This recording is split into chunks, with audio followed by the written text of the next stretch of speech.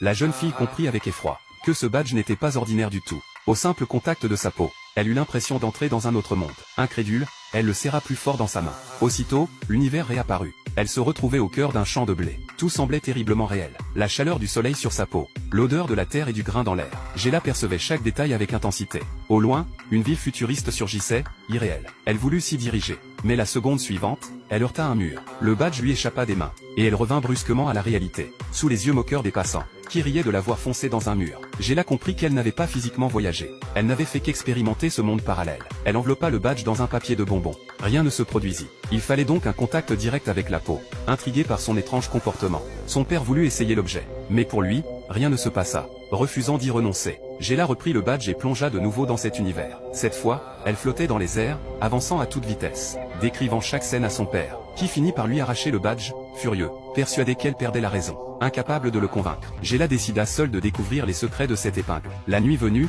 elle la vola discrètement, et s'enfuit dehors. Son objectif était clair, atteindre la ville futuriste. Peut-être y trouverait-elle des réponses. Guidée par le badge, elle pédala jusqu'à un vaste champ, puis activa de nouveau l'objet. Succès, la voilà au milieu de la cité. Et ce qu'elle découvrit dépassait l'imagination. Toutes les inventions possibles et folles existaient ici. Émerveillée, elle erra dans ce kaléidoscope technologique.